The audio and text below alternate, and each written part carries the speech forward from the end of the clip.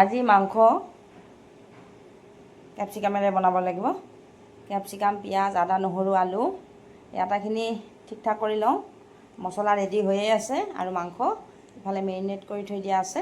গতিকে এইখিনি বাকলি গুচাই ধুই মেলি কাটি কুটি ঠিক ঠাক কৰি লোৱাৰ পিছত ছোৱালীয়ে যি খাব বিচাৰে তাকে বনাব বিচাৰোঁ। এতিয়া অলপ পোলাও বনালোঁ। পোলাও খাব ইচ্ছা কৰিছে, ৰাইচ কুকাৰতে বহাই দিলোঁ। ইফালে আগতে মেৰিনেট কৰি থোৱা মাংসখিনি বনাই আছোঁ। মাংসত দিব লগা আটাইখিনি মছলা দিয়াৰ পিছত শেষত জালুকৰ গুড়ি অলপ দিলোঁ। কেপচিকাম দি দিলোঁ।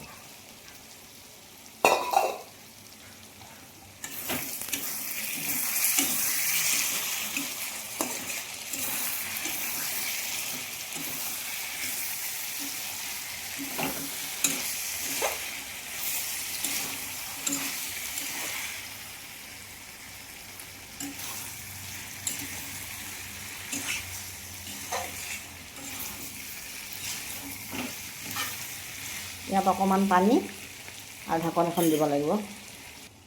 কেপচিকামখিনি দি পেলাই অলপ সময় ভজাৰ পিছত মই ইয়াতে অকণমান পানী দি দিম।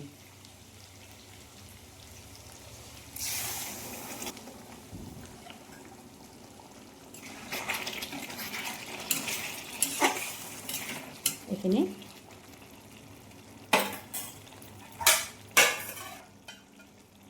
ঢাকন এখন মাৰি থ'লোঁ অলপ সময়। মাংস হৈ গ'ল। পোলাও মাংস আজি ৰেডি কৰি ল'লোঁ। থাল এখন সজাইছোঁ। এতিয়া ভাত খোৱা সময় হৈছে আৰু। আজি কেপচিকামৰ লগত মাংস বনালোঁ। কেনেকুৱা লাগিল আপোনালোকে জনাব।